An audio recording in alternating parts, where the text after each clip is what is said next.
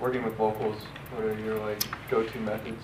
I have a blue baby bottle, which I stand by. It's so awesome. I just use that in my room with just like, what is it called? The DS? It's not a DS. It's the pop screen. That's right. Yeah. Just it's pretty simple setup when it comes to hardware, but it's all about the way you affect it. I use auto-tune like extensively. I don't like the people that say auto-tune is bad. Like I get where they're coming from, but I am a perfectionist when it comes to notes. So it really bugs me when something's off. So if I were you, I would make it perfect. That's just me. I make it perfect when it comes to tuning first, and then I compress the hell out of it. I use like sometimes 3 compressors. I don't think you can. I don't know if I've ever heard a track with overly compressed vocals. Usually, to me, it's undercompressed, because when you compress it, you can just crank it up. So I'll use the waves. Let me see. They have like a channel set thing. Yeah, the I think it's called the CLA or something like that. Anyway, they just have like a channel where they have EQ and all that stuff. I'll use that. Yeah, the main thing is just getting it compressed enough, which is hard sometimes. And then, yeah, I'll EQ and DS, just pretty much standard. It's as long as you have a good signal coming in, it makes it a lot easier for sure. Does that kind of answer? I know that's pretty vague. What problems do you have? Just making it fit in the whole mix as a whole, like. Yeah, I think a lot of that's to do with compression. I do. If you're having issues, try overly compressing it and then pull it back. Well, like in song form too. A lot of that also has to do with sometimes you have to ride the automation of the volume too, depending on, like, certain words will pop out even if you compress the hell out of it. So yeah, there's that. I add a lot of highs to everything. I don't know if you guys noticed. Yeah, so I add a bunch of highs. No one ever like actually taught me how to produce. I just kind of go by my ear. So a lot of this stuff might be technically wrong, but I don't care. Like, as long as it sounds good to me, that's all that I really care about. So boost the hell out of highs. I don't know. Like, usually that's going to help a lot. And then once you add the de-esser, helps with the harshness. Okay, well, let's try this.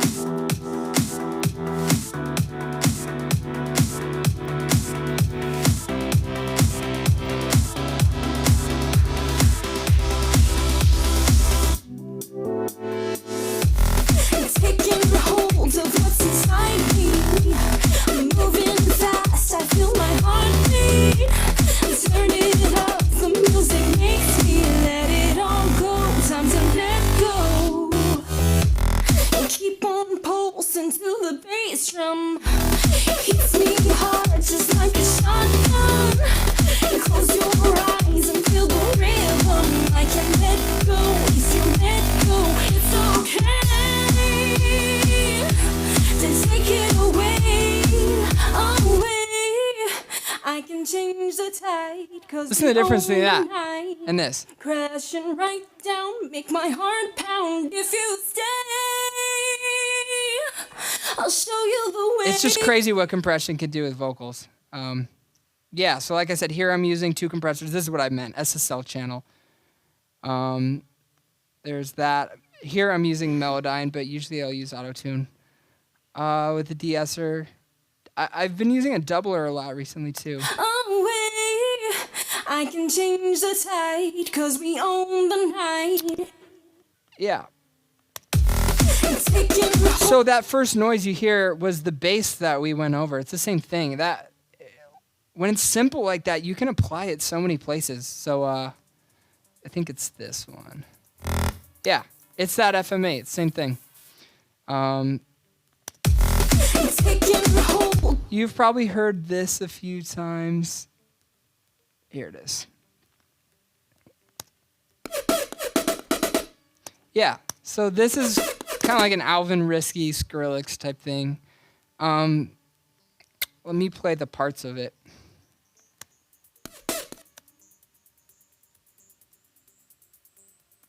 It'll work. There it is.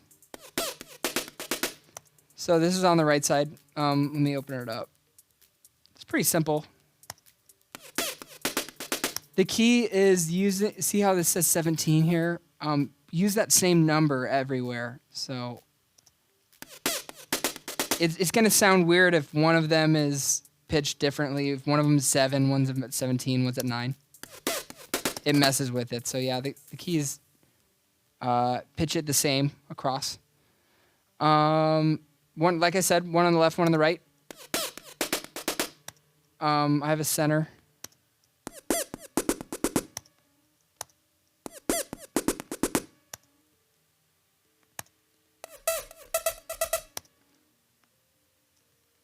Yeah, this sound is actually really simple, but I find it cuts through. It's the dissonance between having a 23 and a 24 that makes it work. If this was at 24,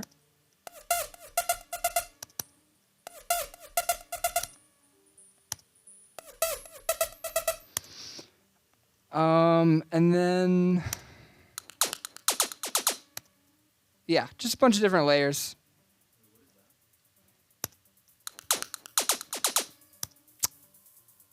A lot of this stuff is just me messing around, so I don't know exactly how I stumbled upon a lot of these things. This sound has a lot to do with pitching. And actually the frustrating thing about it is that this is pitched to a note, but all of these are different. So if I want to change the notes, I can't just copy it over. I couldn't just go fix and then copy. It doesn't work like that. Every one is set to a different note. So I have to go through and do each and every one down, down, down, or whatever, you know. But together, let me play it. Yeah, what's up? I think that one note is off from where it was originally. It is all right. It's all good. So there's that. I think I also have something under here.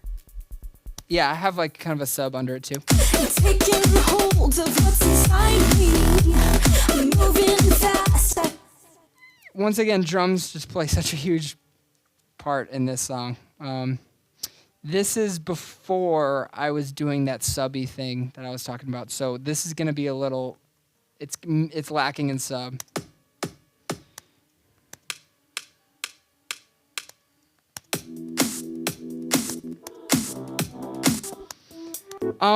One thing that I tend to do when I make electro songs is have a halftime section because I really like space.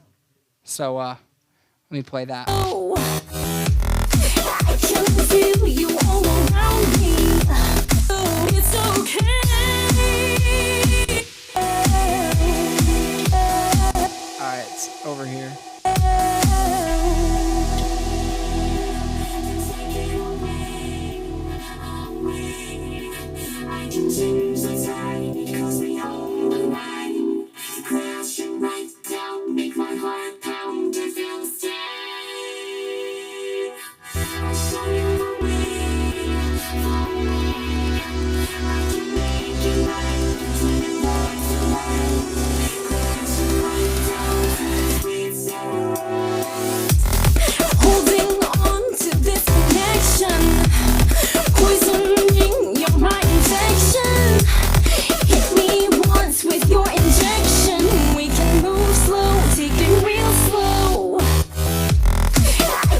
And once again, kind of going off the acoustic vibe.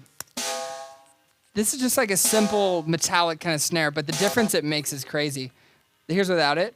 Holding on to this connection. Poison. Sounds empty, right? It's not as full, but with this, it just changes it for sure. Holding on to this connection. Poisoning your mind infection. Hit Any questions about, yeah? And the build up to that part, there's like a Wolfgang kind of sounding thing that sounds like it's opening up. Yeah, yeah. That's, once again, same synth I use on everything else. It's this.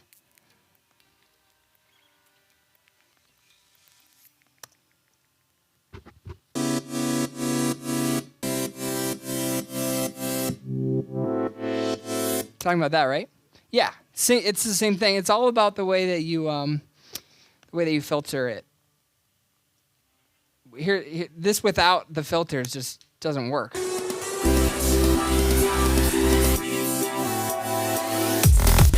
That filter's just huge. Yeah.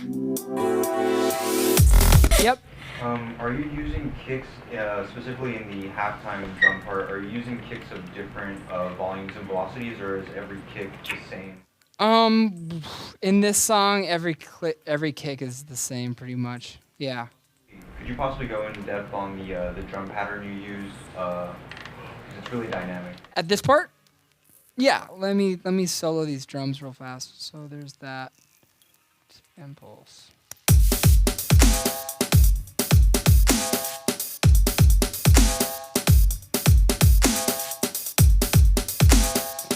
Yeah, let me find where that little thing is. It must be this.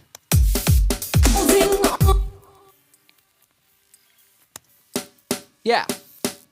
So listen to how much that changes it without this. So let's go to here.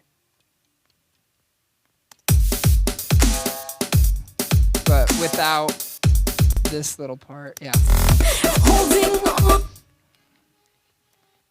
How do you just take that out? All right, one sec. All right. Kick.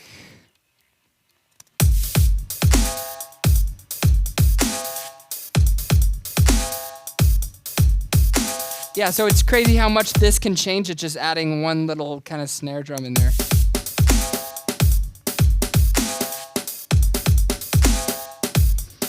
This actually isn't changing.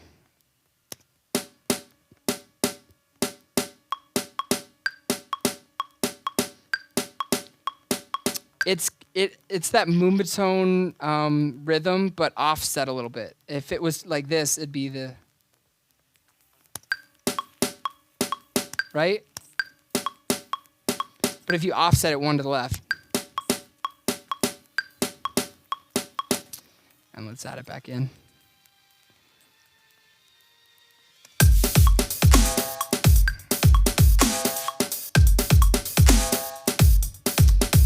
It's just blows my mind how much this metal snare changes the game. Like, it's just, if this is off, it's so much less interesting to me. And it's just one little thing, and a lot of people wouldn't think to add it, but yeah. Yep. Could we go through it layer by layer, kind of the same way? Sure. I'm really bad at drums. Oh, it's okay, yeah. Let's go over it. So there's this. 1 second.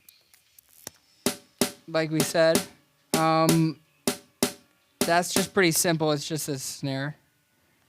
Let's go to here. So what's interesting with this is I'm actually doing a dotted eighth rhythm with these closed hi-hats here. So if I take this out, right? So it's every 3. Then let's add in what.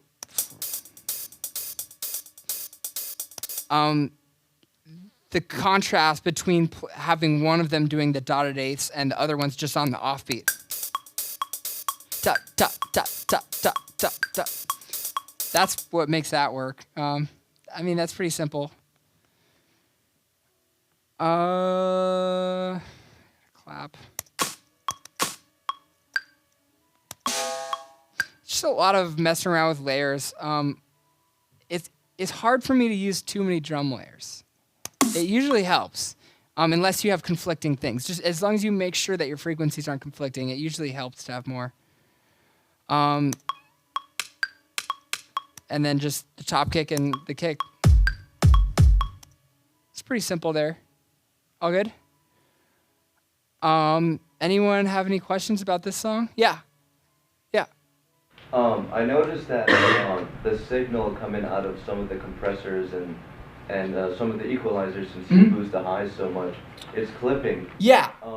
That's Is yeah. that something you just leave it the way it is and take care of it later? Like, what do you? That's kind of what I was getting at before. I don't look at things clipping too much because I've found in certain scenarios and just in the past where I'm trying to be analytical and mathematical about it. I'm like, that is clipping, take it down. And then I'm like, wait, but it sounds worse.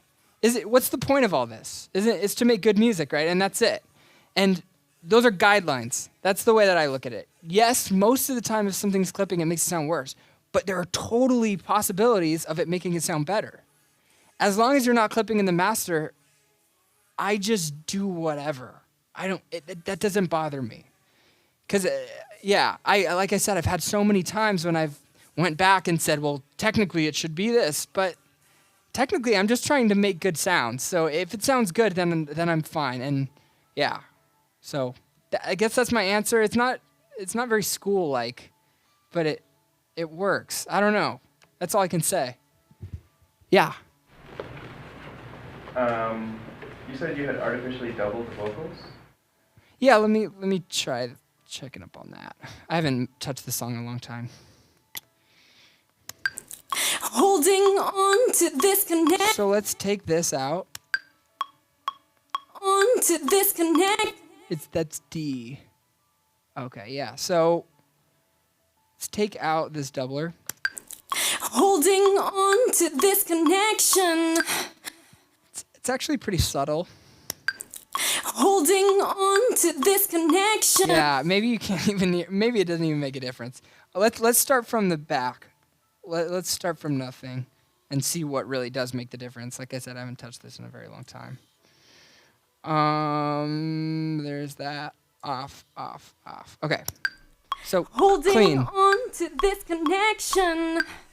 Poisoning my infection. Like I said at the start, so much of what makes this good is that compressor, is the double compressor. And if I just had one of them, Holding on to this connection. that's not right. If I just have the other, Holding on to this connection. you really need both here. EQ is pretty simple. I'm kind of only just cutting the lows. Holding on to this connection.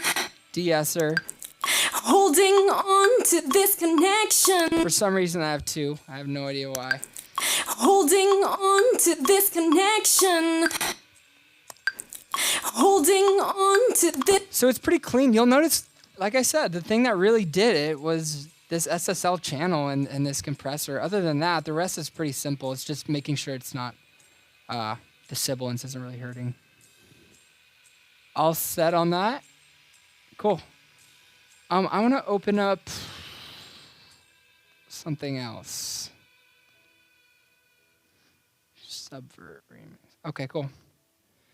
If anyone's got anything, let me know. Yeah.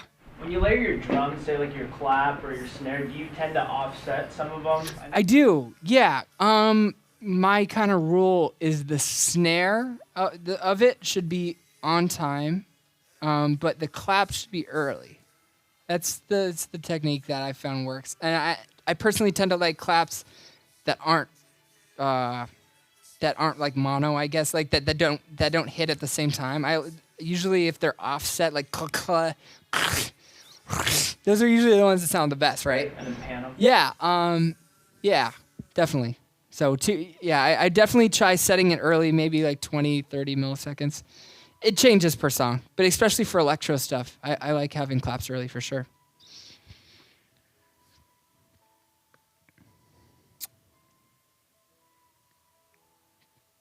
Take its time here. Yeah, so for this song, I wanted to try doing something that I had never heard. And I've never heard an EDM song that had an odd time, right? Have you guys? I've never heard one. It's usually either in 3 or in 4, or it's pretty simple. But with this, I wanted to try something weird because I grew up listening to like prog metal and Dream Theater and all that stuff. So this song's in like, the drop, if you want to even call it that, is in 13/8, which is just odd. So let's see this.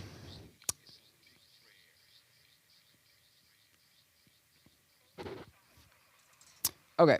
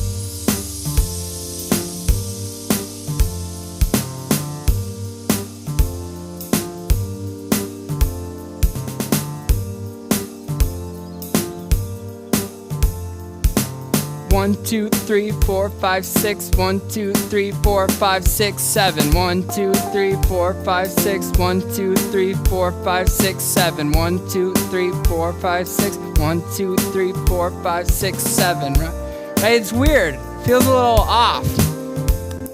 Personally, I think people are scared of taking chances.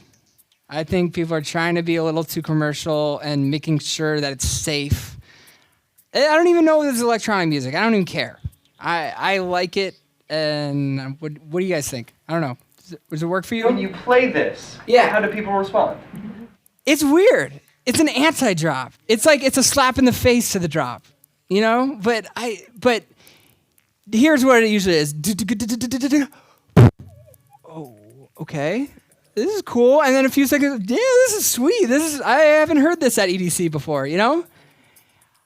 There's gonna be a shock, but isn't the best part of art the shock? Isn't the best part of art the unexpected thing that you weren't expecting? Is like, wow, that's actually my favorite thing ever, right? You have to take chances. That's what I think. And so I did it, and people like it, and I don't expect it to be main stage anytime, but I'm just trying to get rid of EDM as EDM. This isn't, and maybe it's not people don't dance, or it's not really electronic. It's kind of more jazz, but I am just into do it if you want to do it. And I wanted to do it, so I did. So anyway, this is a 13/8 song. It's the first one I've heard in this genre, at least. You'll notice the way to make this work is to change up the drums. This would sound weird with that fat kick. And this would sound weird with that fat snare too. So let me play the drums from here. Yeah, I think that's it.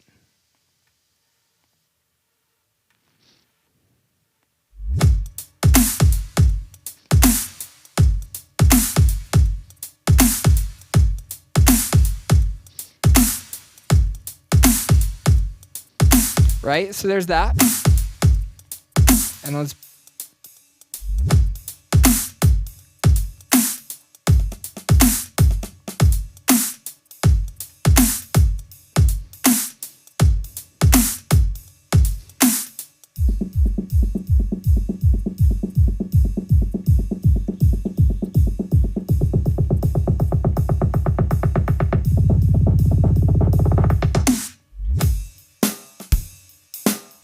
The kick's way more soft here, right? It's more like a jazz kick, and the snare is so different.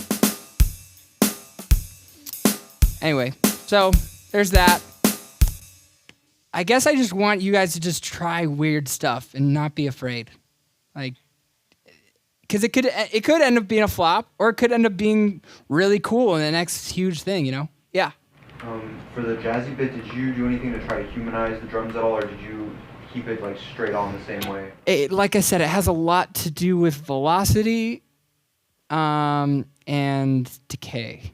Velocity and decay. If you can master those two things and think like a drummer, don't play something if you can't play it that way. And if you're going to hit something this soft, realize how long that note should be sustained for. And if you're going to hit something this hard, realize that. You need to not just think like you're in a computer, because that it's not going to sound real. And so let's do the hi-hats, for instance, or the...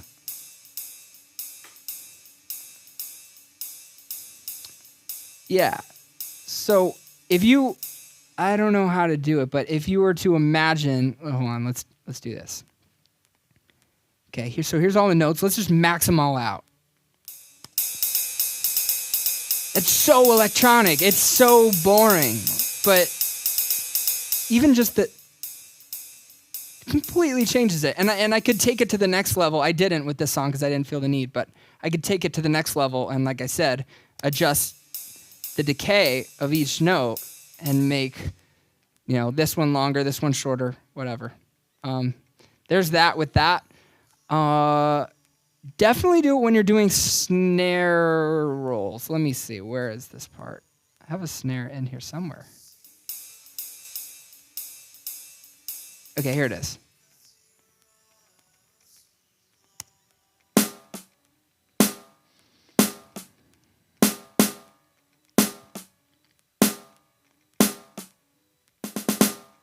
So, let's take this part for example.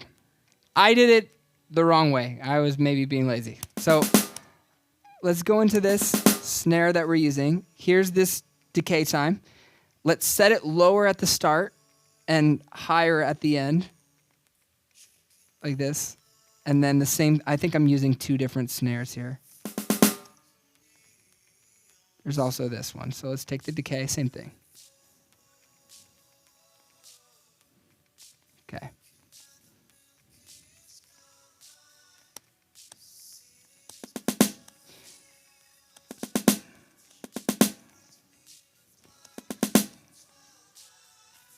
To me, this is so much more organic. It's more realistic. Maybe, it takes time to get the decay times exactly the way you want them, but I think you should spend time on things like this. So that's going to just work so much better in context. Anyway, it seemed like such a small thing that doesn't really matter, but it does. There's that. So we were talking about story arcs before. Here's this part. This is the anti-drop, right?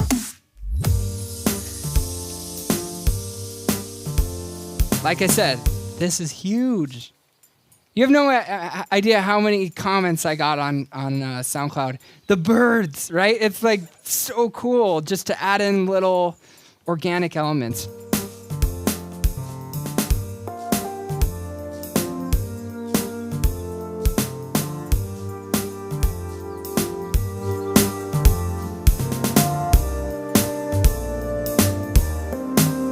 So here, let me go to this.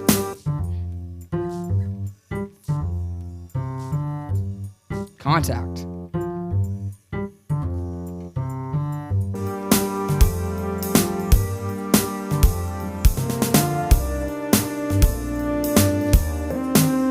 And this is that same sound I've used before.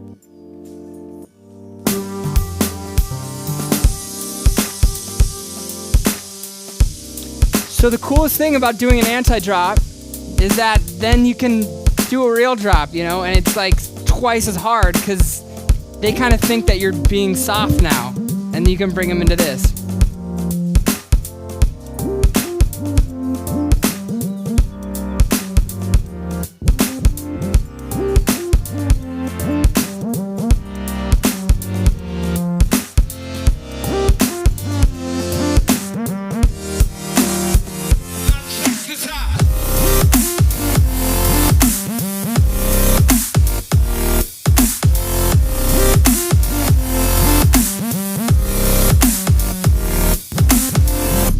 just makes that part hit so much harder.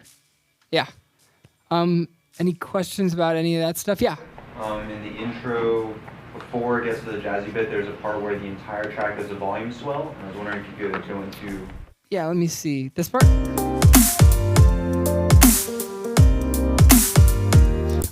I think... It's not that, it's a very quick, dynamic volume. Yeah, okay, so yeah, it's not volume, it's actually an EQ. I'm actually filtering. You're talking about this, right? Right here. Right? Oh, yeah, maybe. I think so. Yeah. So all I'm doing there really is just taking out the kick, taking out anything that punches on that first note. You'll see the hi-hats are gone. The kick is gone out of there. And then let's go into this. Yeah. Just an auto filter. Without it, it would sound like this.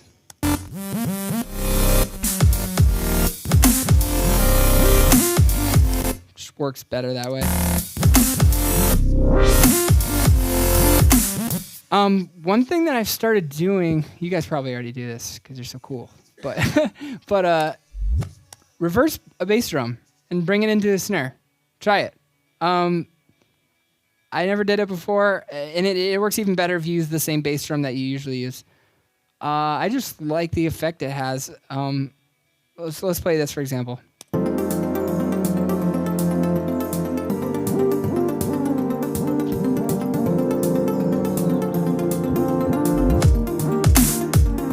Right? Without it, it doesn't hit the same, right? It's like this one's like, whoa. Yeah. That's something I've started doing. Let's take this out. I think this is the one. Yeah. Okay, so I'm really a big fan of grace notes. Being a drummer, like doing little subtle things, like we said before, people might not hear them, they might. Let's take this out. Here it is without it.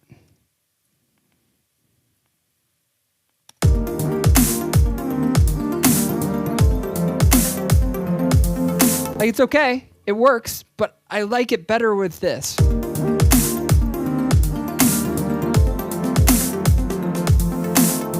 It's just the subtle little humanistic things in tracks that I don't usually hear, and it's usually my favorite part of songs, even if it is quiet.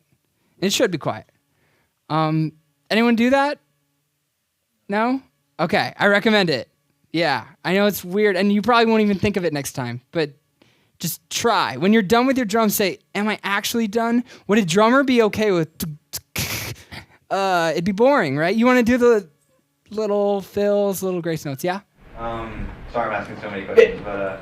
Perfectly fine. What's up? Is that snare that you're using for the grace note, like just one of the snare layers? It's actually a completely different one.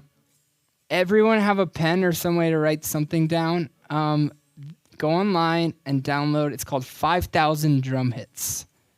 Let me make sure that's what it's called. It's called Samples 5,000 drum hits. It's free. And here's the secret path. I've found this. So go into various drums and then go into snares. This is magic. This place is magic.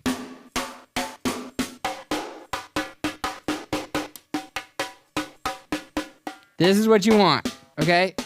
These are real people hitting real snares. This isn't like Vengeance. This is totally different.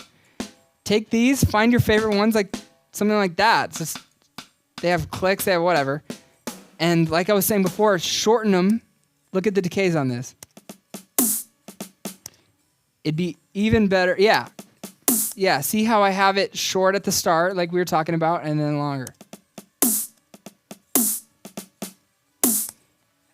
It's all about playing with volume and decay. Play with volume decay, add little interesting things in there around the snares. Use these. I really like these. Like I said, 5,000 drum hits, then it's under various drums or various DR snares.